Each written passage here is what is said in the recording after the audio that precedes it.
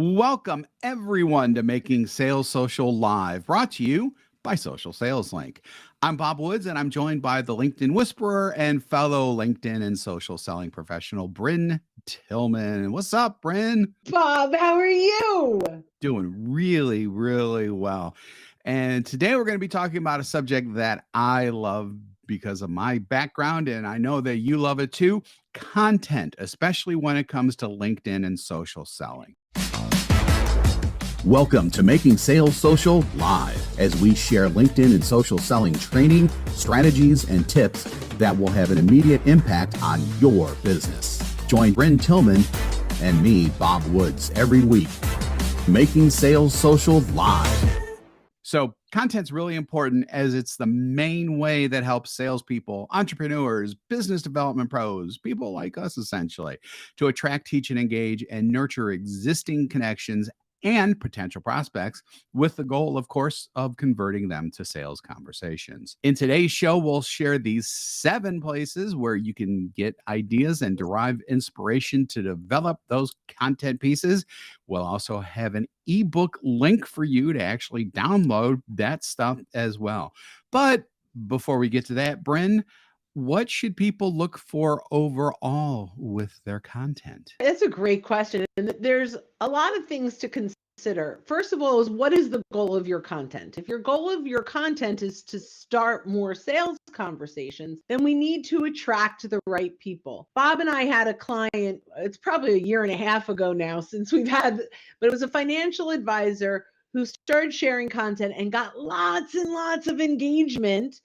But then when we looked at who was engaging, it was other financial advisors, because they were sharing content they wanted to share. So as we start to really dive into where to get ideas, keep in mind we need to share content that our buyers want to consume. It's really about the value that we can bring for them. If you really want to break down what works for content, there's kind of 5 pillars to break down. Ideas, pillar, yeah, pillars, 5 something like that, sure, yeah. steps, 5 elements. Elements is good. 5 Elements, yeah, I like elements. elements. All right, Okay, we'll let's go with go with elements. There elements. are 5 elements.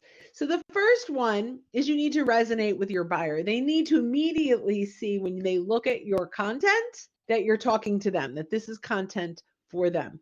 Next, you need to create curiosity. Creating curiosity is what's going to get them to want to keep reading. So we've got to do that really fast in our content.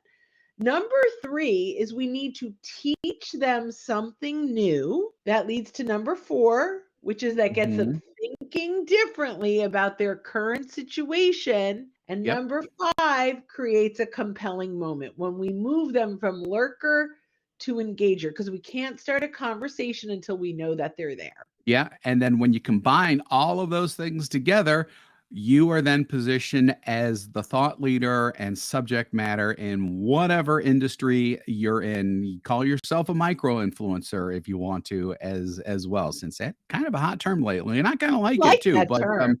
yeah, I do too. But yeah, definitely. So that's what you want. You want to be the, oh God, I'm trying to think of like general influencers, like the Bill Gates or the Tony Robbins or the Grant Cardone or whatever Renee of your Brown. specific, yes, exactly, of your specific industry. And Yes. that industry can be a big industry, it could be a small industry. No matter what, though, when you're the thought leader and the subject matter expert of your industry, when you become the go-to person, when people think about, this is going on, I wonder what this person thinks about it. That's when you know that you're the thought leader. Oh, I love that.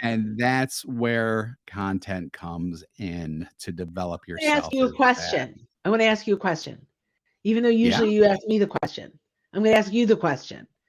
Ask. The biggest thing we hear when it comes to content is I have absolutely no idea what my subject matter expertise is. I don't know how to write. I'm a salesperson or I'm a CEO, and I don't have time to sit down and write. And then when I do, I get blocked, like writer's block. What do we do? How do we overcome the the the challenge to come up with ideas? Yeah, so I mean, just like almost anything else in business, it really comes down to having a plan, so that you don't have that blank sheet of proverbial paper, which is probably a Word document, staring at you in the face, going "Fill me," and you don't know how to do that.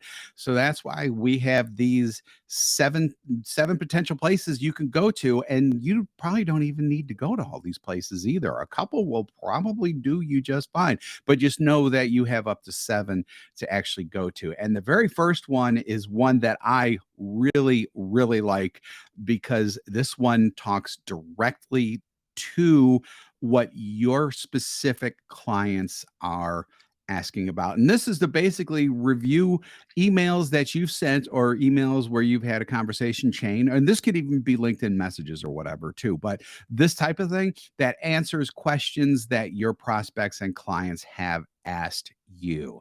This one's really good because this one's directly speaking to what people are talking to you about. And you could even put this in your content too. Recently I had someone ask me about X. Well, here's what I told them. I mean, obviously you would build it like more like that, but it can be as simple as that. You can get really great content pieces just out of doing that. I love that. And when you start thinking about it right now, as Bob said, go back, you could look it up, at these emails. But when you start thinking about it, and you're answering these questions, I just copy and paste into a doc, but have some organization, right? Make sure you have a place that you can go ahead. I say a doc. I use notes on my phone, which actually syncs to my computer. So Mhm. I can add those ideas wherever I am. So I love that. And I think Ken does too, Yep, because Ken does too. Love that. So yeah, appreciate hearing that, Ken. So number two, this is definitely a little bit broader, but I like it because it kind of gets your mind expanding and thinking a little more outside of your box as well. Searching Google and YouTube based on keywords and phrases that relate to your business. Now, the key here is to actually don't read and consume the content, because you really don't want to spend too much time doing this. Just get inspired by the titles that you're seeing and just make the stuff your own at that point. Because as you become a thought leader, it's your thoughts that are going to get you to that thought leader thing. So don't be tempted by someone else's thought. Pick out a title and go, "Oh, I know what I could do with this." Create your own stuff from there.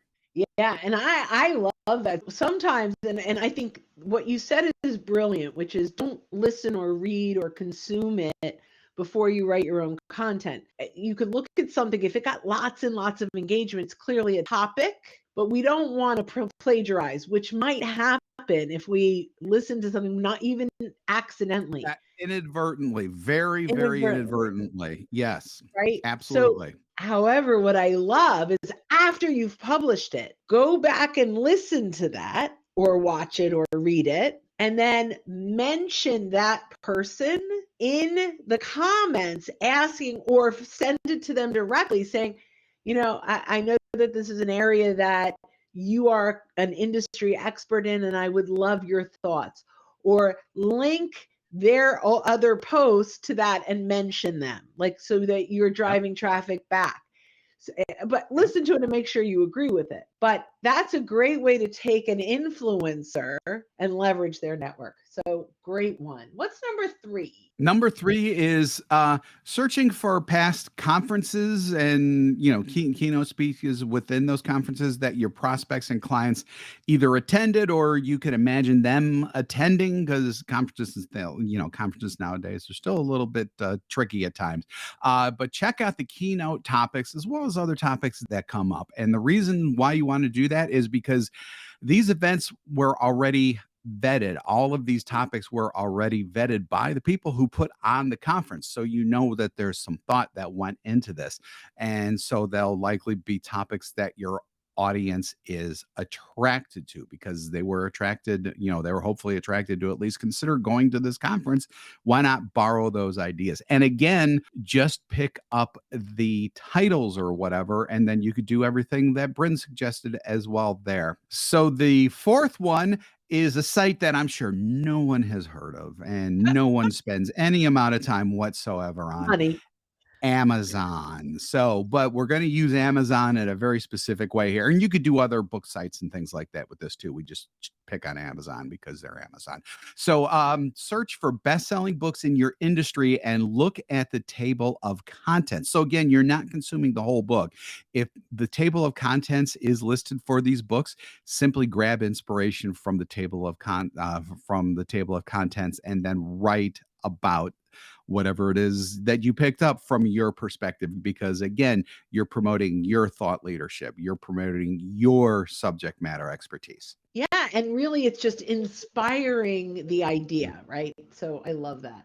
Yep. All right, number five. Number 5, this one might be a little bit more advanced because you do need to know how to get to Google AdWords, but you can use Google AdWords to see the most searched keywords and phrases that your audience is interested in and then write about that. So if you do have a little bit of that expertise, this is actually a really good way to drill down more into potentially more specific topics, because AdWords there's just so much data that comes out of that. You might get some different types of, adjacent, I guess, types of ideas that you can be inspired by that, maybe not a lot of people are talking about, but a lot of people are thinking about. Yeah, but before we get to this comment, I wanted to add, and this is something that I love to do.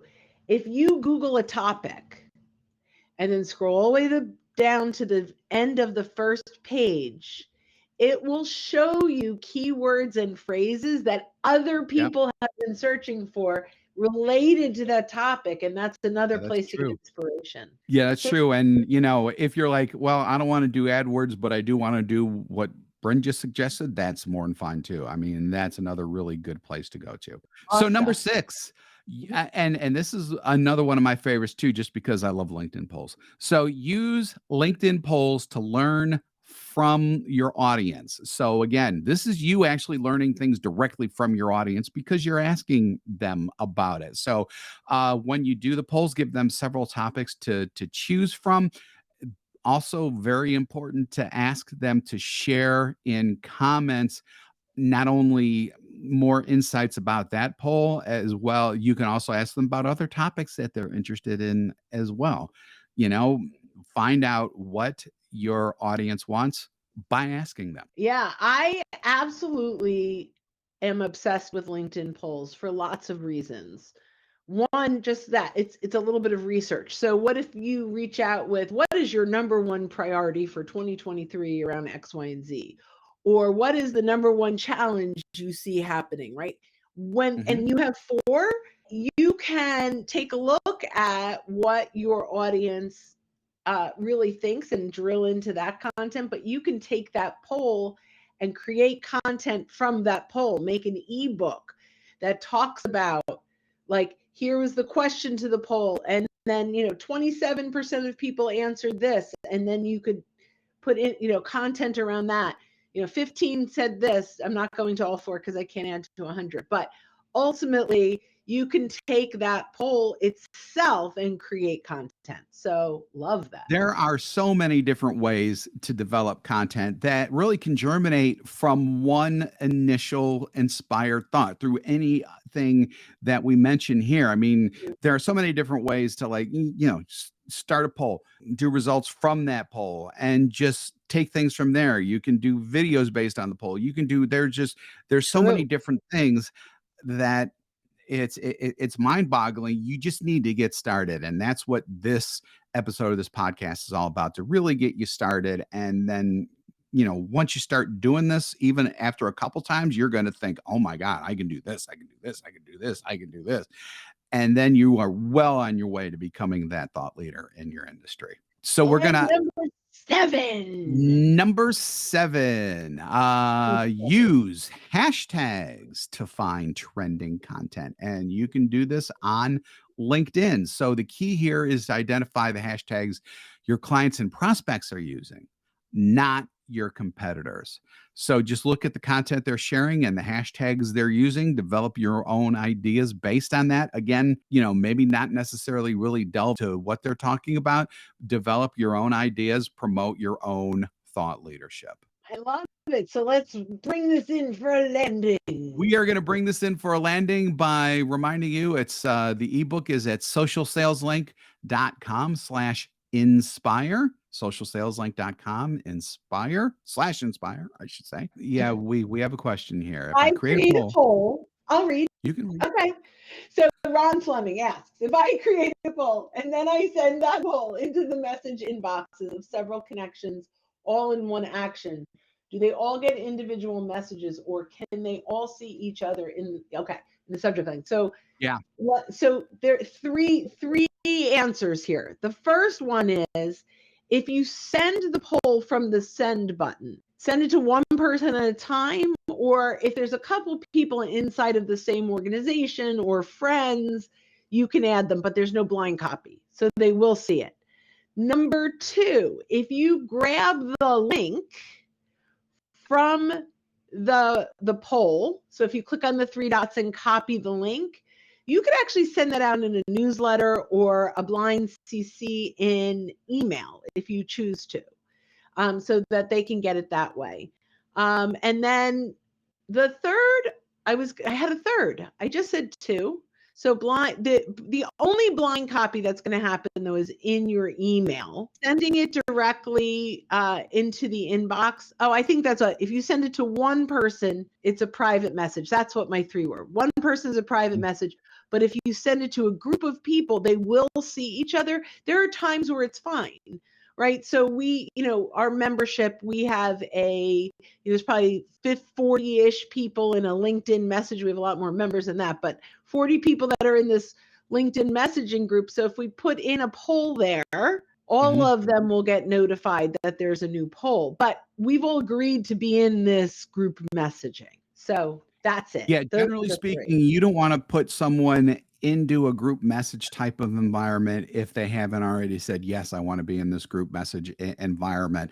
Two reasons for that. One, you just don't want to do that. And number two, if someone actively removes themselves from that group, everyone in the group sees that. So if you send it to like 10 people and 9 people remove themselves, they're all going to see when they've been removed, and that's just that's kind of an icky feeling. You know what I'm saying? So yeah. So definitely, do what Bryn suggested, what I recommend as well. Send those messages individually. Yeah. And never thought sending it outside of LinkedIn. Oh yeah, you could put it in your signature link, lots of things. Yeah, 100%. All right, my friend, we're wrapping this up. We are wrapping this up. I'm gonna pass it to you to put a bow on it. Passing the baton virtually or whatever. We've actually had the baton passed back and forth, but I'm going to give you the baton for the last time. All right. Right. I'm the anchor man, as they say, anchor person, I guess I'd say nowadays. Thanks again for joining us on Making Sales Social Live. If you're with us live on LinkedIn, YouTube, Facebook, or Twitter right now, we do this every week. So keep an eye out for our live sessions. If you're listening to us on our podcast, which means this is recorded, and you haven't subscribed already, go ahead and hit that subscribe, follow button, whatever it is that you have there to access all of our previous shows and to be alerted when new ones drop. More information on our podcast is available at socialsaleslink.com/podcast. Again, the ebook is at socialsaleslink.com/inspire. And so we're going to go ahead and wrap this up. When you are out and about, make sure to make your sales social. Exactly. Thanks, everybody. Have a great day, great week. See you next time. Bye. Great life. Hit subscribe now and click the notification bell to get the latest videos from Social Sales Link. Give this video a like and comment down below. Register for free resources at linkedinlibrary.com.